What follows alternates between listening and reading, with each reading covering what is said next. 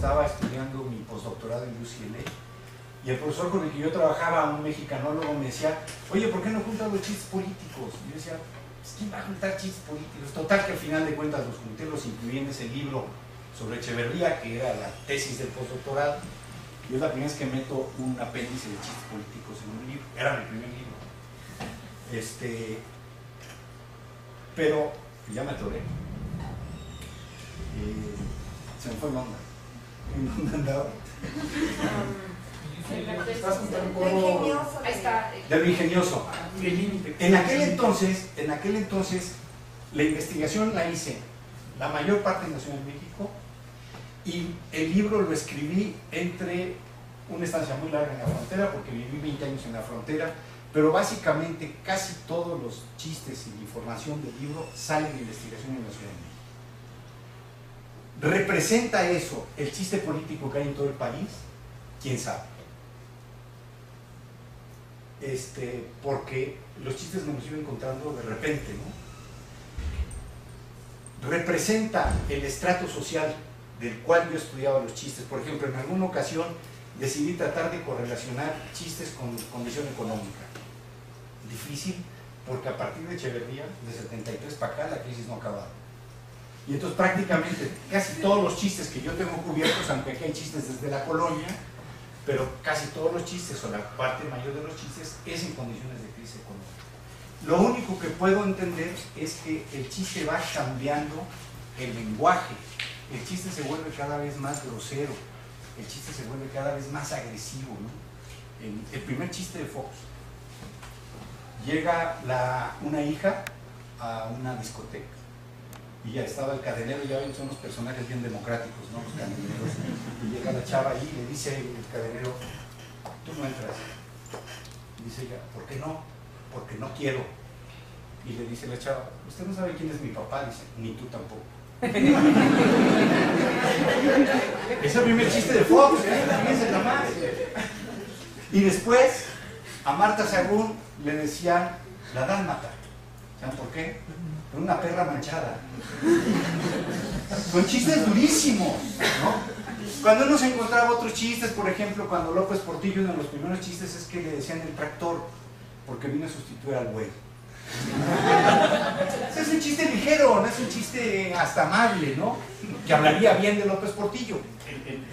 Un poco el optimismo del que está llegando frente al pesimismo del que se va. Entonces, los chistes van agudizándose, se van agravando, pero en aquel entonces se consideraba que a los jóvenes les interesaba muy poco la política. Que los jóvenes que se acercaban al poder era porque los partidos los jalaban para pegar cosas, para ir a repartir volantes en las calles y lo demás. Y no había una manera de entender qué tan activos estaban los jóvenes. Surge el internet y de repente los chistes empiezan a circular por el internet con una velocidad impresionante. A mí me llegaban muchísimas colecciones que cuando uno veía el thread, la universidad tal, la universidad tal, la universidad tal, pasaban los chistes por muchas universidades. Los jóvenes empiezan a sacar o a presentar su participación política ya en un instrumento mucho más propio de ellos, o si no propio, un instrumento que ellos escogen y que adoptan, etcétera, ¿no? De nuevo, eso es lo que no entendió Peña Nieto y el PRI sobre el Twitter y sobre el Ibero y lo demás, porque siguen pensando en el paradigma anterior de los jóvenes. ¿Qué sucede? Que entonces empieza a cambiar el chiste y empieza a darse otro tipo de expresión. Encuentro muchos chistes viejos que se adaptan con nueva tecnología, me los ponen en PowerPoints, que son cansadísimos de leer, pero que están muy bien hechos, están muy ingeniosos y lo demás. Y luego empiezan a ver cosas como estas. Este es un chavo que cuando la editorial le habló, porque lo incluimos en el libro, no daba crédito que le iban a pagar por eso. Pues la editorial no se atrevía a publicarlo por el tema de derechos de autor. Y entonces el cuate, cuando yo le digo, bueno, ¿qué quieres? Me pidió 2 boletos para un concierto. Y me decía, o sea, mira, te van a dar una lana y libros si quieres, no boletos para conciertos, porque no hay, él no creía que iba a tener por ahí. Entonces empieza a cambiar el discurso, empieza a cambiar el lenguaje. Empiezan a recuperarse los chistes. Por ejemplo, en la campaña del 2006, Muchos de los chistes de López Obrador que circulan por internet son chistes viejos y son chistes que ni siquiera le quedan. Hay un chiste que ha dado la vuelta muchísimo, que dicen, a ver, creo que ahora es el primero de la Madrid. A de la Madrid le decían el licuado de 20 pesos. No, de 10 pesos, porque el de 20 lleva huevos. Se lo ponen a López Obrador, que era exactamente lo contrario de la imagen de López Obrador. Pero era un poco poderlos armar. Ahora sí vamos a pasar, ¿no? Este que a mí me parece que es una genialidad.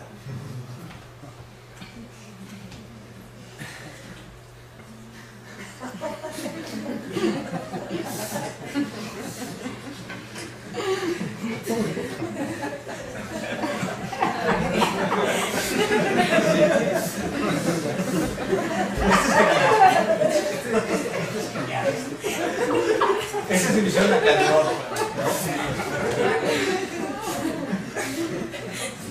que decían con Fox, ya ven que mochó el águila del escudo, que en realidad la propuesta de él era poner una foca, porque tenemos el agua hasta acá y seguimos aplaudiendo.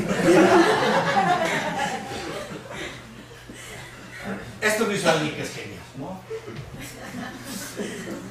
Y esta fue la respuesta después de la FIL, ¿no? Que se me hace también genial. Alguien tomó esta campaña de Gandhi, que es muy ingeniosa, y bueno, y vean todo lo que puso, ¿no?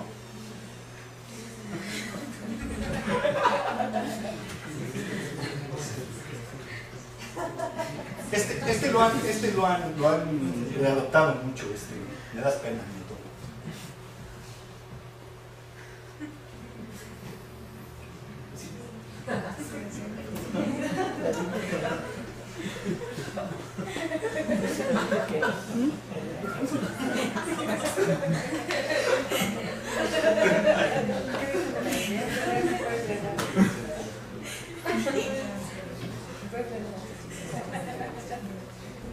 Y después, cuando recién salieron en Facebook, empezaron a cerrar algunas cuentas o quitaban las imágenes y demás. O sea, recuerdo que cuando esos empezaron a circular, sí se vieron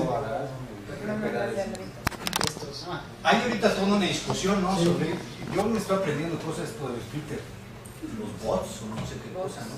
Se toda una discusión ahorita sobre la capacidad que tienen para desquiciar y para distorsionar las expresiones supuestamente libres que había en el Twitter, ¿no? Bueno, ¿qué se puede esperar de un régimen autoritario que define autoritarismo, ¿no? Y esa es una última nota que quiero mencionarles. El autoritarismo es un sistema donde hay un régimen de libertad, donde hay actividades políticas sistemáticas, pero donde las libertades se manipulan arbitrariamente. O sea, en un régimen autoritario como el mexicano hay elecciones siempre, pero la libertad de votar, la libertad de expresión, las libertades se pueden manipular. Entonces de repente en una elección puede haber fraude electoral y de repente en otra elección puede no haberlo. De repente podemos encontrar a un juez, a un magistrado de la Suprema Corte que se vende, un caso escandalosísimo de una violación de un niño, y a un juez que esta semana lo corren por prepotente. Solo en este país corren jueces por prepotentes y todos son, ¿no? Ese es el autoritarismo. Entonces, en un régimen autoritario, por supuesto, lo que van a hacer es empezar a cancelar cosas. Alguien me decía, y es una cosa que todo el mundo dice, los mexicanos se ríen de todo. Pues no es cierto. Y son los que más se ríen, tampoco es cierto. Se ríen de la muerte. Yo les dije, yo nunca he ido a un velorio a ver que alguien está atacado de la risa, ¿no? Ni siquiera el Día de Muertos. ¿Por qué la gente se ríe en los velorios y por qué la gente cuenta chistes en los velorios? Porque el humor remueve los humores y de esa manera logra hacer una catarsis. Entonces, frente a la tragedia, la catarsis logra que se salga. Hay un libro interesantísimo sobre chistes en los campos de concentración en el Holocausto. No es que los judíos estuvieran atacados de la risa porque lo estaban matando, era simplemente que era un mecanismo de liberación y era un mecanismo catártico. Es una reacción frente a la tragedia. Y entonces el chiste va a convertirse en eso. No nos reímos de todo. Los mexicanos son los que más se ríen, entonces tratar de encontrar una tipología que me permitiera acercarme a la realidad del chiste. A ver. 1. Yo encontré que en los regímenes más abiertos, en los regímenes democráticos, pero por eso digo más abiertos, como Estados Unidos, como Francia, el chiste abunda, hay mucho chiste en televisión. En Inglaterra inventaron los peluches, que después llegaron a México y no hubo peluche presidencial. Sí había peluche de Fox. No, peluche no, en el privilegio de mandar sí, pero peluche no había. Privilegio de mandar es otra etapa, ¿no? En esos regímenes, en Estados Unidos hay un grupo que se dedica a contar cuántos chistes se hacen. Todos los comediantes de la noche, Jay Leno, Letterman, Stewart, Colbert, todos estos, a tiro por viaje hay un chiste presidencial todas las noches. Bueno, no tanto, Stewart no tanto. Contaron más de 1000 chistes en un año. Entonces, la diferencia es que uno, por ejemplo, en Estados Unidos se encuentra que hay profesionales que escriben chistes específicos para la tele. Y en México, Echeverría pensaba que el Grupo Monterrey, esa parte de la de Quemocha, que el Grupo Monterrey le escribía los chistes. Monsiváis coincide con Echeverría y los dos se equivocan. Porque los dos dicen que Carlos León, que no escribía chistes, que era epigramista, ya casi no hay epigramas en México, que era epigramista, pues le pegaba todo. Pero entonces decían Monsiváis y Echeverría que el Grupo Monterrey había contratado a Carlos León para hacerle chistes, lo cual era falso. No podían aceptar que eran versiones bien libres. Entonces, en los regímenes más abiertos hay muchísimo más chistes y que llegan a los medios masivos. En los regímenes autoritarios los chistes son menos, no llegan a los medios masivos, pero generan un impacto mucho más fuerte. En el régimen abierto mucho menos. Y en los regímenes totalitarios los chistes hay, pero son chistes que están prohibidísimos. En la Alemania de Hitler habían tribunales especiales para aquellos que le pusieran como nombre a su perro Adolf. El régimen no podía tolerarlo. En esos regímenes totalitarios el humor estaba prohibido. Les cuento un chiste con una anécdota. Pues presenté el libro en Veracruz y a mí alguien me dijo que a lo mejor llegaba el gobernador Herrera, el de antes, no el de ahorita. En el inepto de antes, no el inepto de ahorita, ¿no? Fidel Herrera. Y yo lo veo porque la mesa estaba así enfrente de la entrada y lo veo que viene con una copia de libro así en el brazo tarde y prudentemente se sienta así hasta atrás. Y yo, para provocarlo, le digo, les voy a contar un chiste de Fidel. Y nada más hace así. Le digo, no, gobernador, no de usted, el que está ahí enfrente, de Fidel Castro. Porque resulta que conocí un funcionario en la Embajada de Cuba y le digo, cuéntame un chiste de Fidel. Me dice, no hay. Digo, yo tengo un libro, te lo presto. Resulta que llega Putin a La Habana, así se llama el presidente ruso, se acaba de elegir por tercera vez. Llega a La Habana y están paseando y le dice a Fidel, dice, oiga comandante, no es posible que después de 50 años de revolución haya gente sin zapatos. Y Fidel le dice, ¿qué me quieres decir? ¿Que en Moscú las cosas están mejor? Dice, mire, yo le invito a que me acompañe a Moscú y lo autorizo que si usted encuentra a alguien que no trae zapatos, ahí mismo usted lo mata. Pues vamos. Pum, se van, se suben al Tupolev, ese no se cayó, aterrizan en Moscú, se abre la puerta del avión y un tipo sin zapatos. Fidel saca la pistola y lo mata. Al otro día Pravda sacan 8 columnas. Barbudo loco mata al embajador de Cuba en Moscú.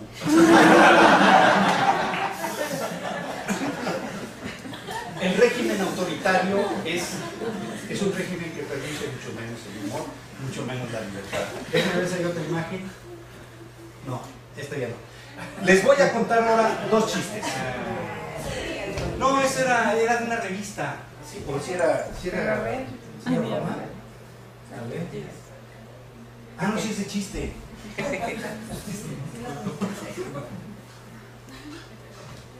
Ustedes tienen la culpa, ¿para qué comen? Fue cuando, con los aumentos de precios.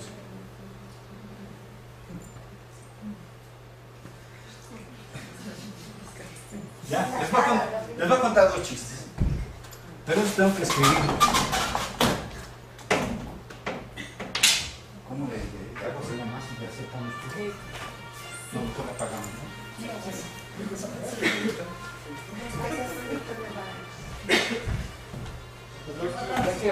¿2? ¿Cómo lo subo más? Hay que bajarlo un poquito y sentarlo.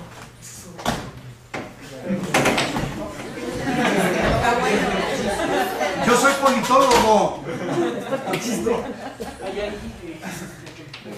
Yo soy politólogo pretecnológico, así que a mí no. Les voy a platicar primero el examen de admisión de Calderón al PAN. La pregunta era una pregunta de lingüística aplicada que había que decir, la dice en inglés. No sé. La segunda de geometría avanzada, que un cuadrado había que dividirlo en 4 triángulos. Y la de matemáticas avanzadas, que había que hacer la tabla del 9. Ese no sé, Echeverría. Sí, está aplicado a varios.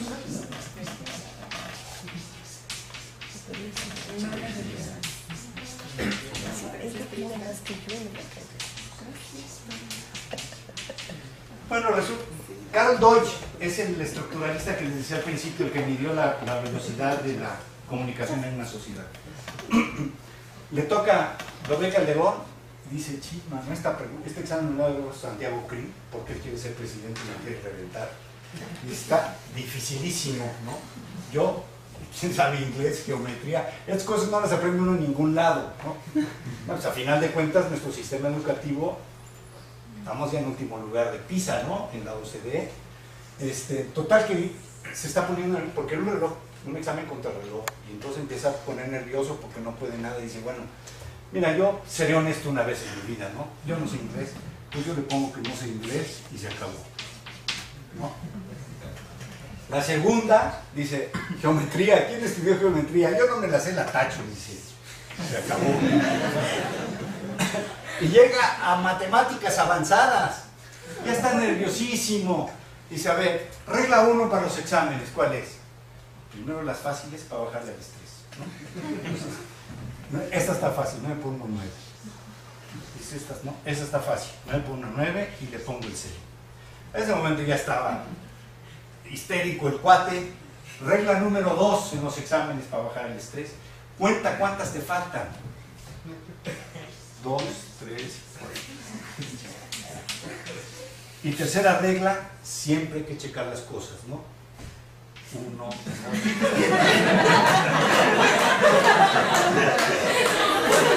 Y le firma, ¿no? Felipe Calderón. Ya ven que hacer unas firmas así larguísimas. Llega el instructor a ver el examen, lo ve, bien, bien, bien, bien. 10, este va para presidente.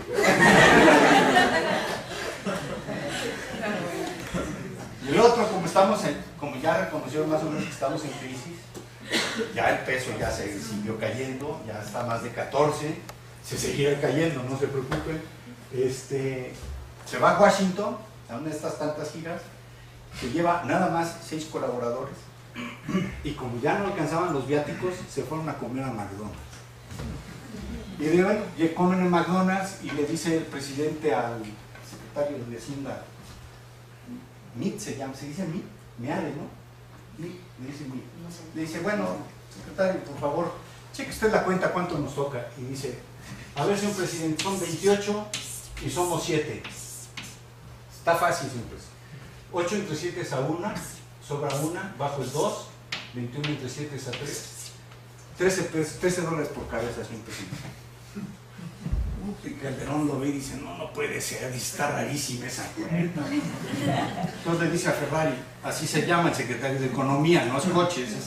Le dice, a ver, licenciado, díganos, cheque esta cuenta porque está muy rara. Y Ferrari dice, no, hombre, ya el secretario de Hacienda dijo que son $13 por cabeza. Si lo contradigo, no me va a garantizar ni un peso más. A ver, señor presidente, secretario de Hacienda dijo que son $13 por cabeza. Somos 7, 7 por 1, 7, 7 por 3, 21, dice Está bien, señor presidente. $13 por cabeza. Calderón lo ve y dice, está rarísima esa cuenta. A ver, yo soy un picudo, yo voy a checar la cuenta a ver si está bien. Dicen que son $13 y somos 7.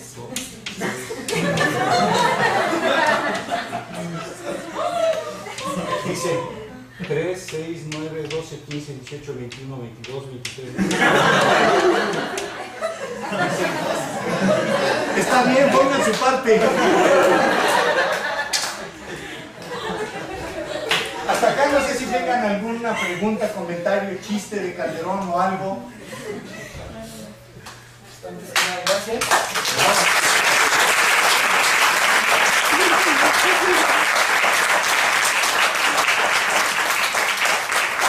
¿Algún comentario, algún chiste, alguna pregunta?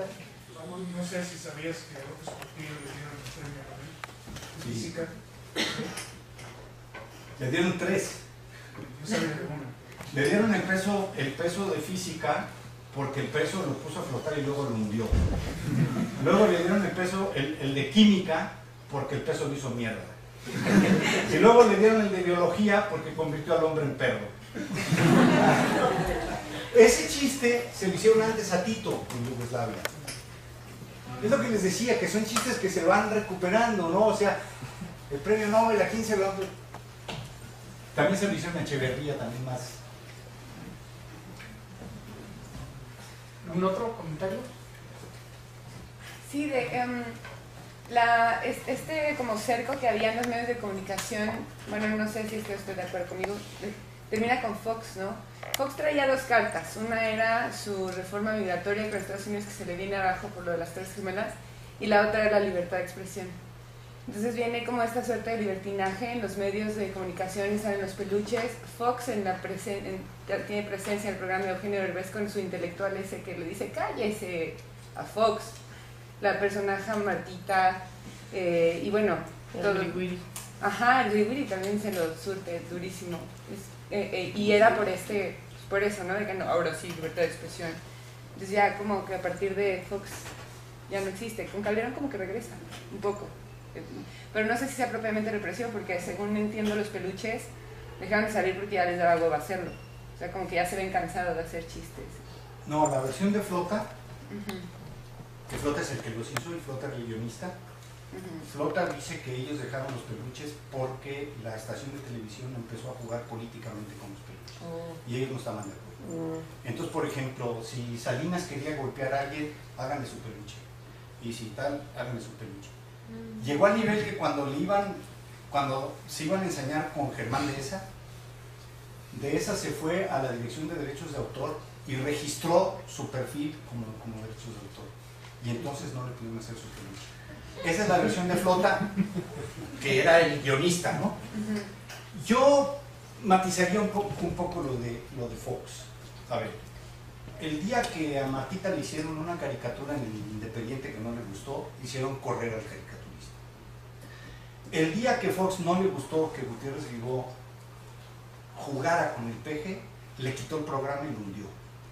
Y le cerró todo su proyecto de comunicación. Yo sí creo que hay una cierta apertura, pero es una apertura matizada. ¿Cómo? No existe un medio de comunicación en este país, ni uno, que viva sin fondos públicos. O sea, aparte del cochupo, aparte de la comprada de periodistas, política que por cierto instituye Porfirio Díaz. Desde allá viene. Cuando Porfirio Díaz entiende que había que comprar a los periodistas y la instituye bien. Fox juega muy bien ese juego. Ahora, de que hay una apertura, hay una apertura. De que, por ejemplo, el privilegio de mandar, donde ahí sí se aparece Fox, que es una concesión de Fox, yo diría que es un buen negocio de Televisa. Martita, si te refieres a la imitación de Raquel Pankowski, yo creo que Raquel descubrió que era su sexenio. El de Raquel, ¿no? Ella, no sé cómo descubre el parecido, hace el personaje en contra de los deseos de los Pinos, fue a los Pinos, habló con Martita, hablaron pero no se entendieron y era claro que Raquel de nuevo era su sexenio y que ella iba a seguir haciendo personal. Pero Los Pinos nunca estuvo de acuerdo. Lo que sí estoy de acuerdo contigo es que ahí tal vez no jugaron a la represión más burda, ¿no? Y también estoy de acuerdo contigo que hay una regresión con Calderón.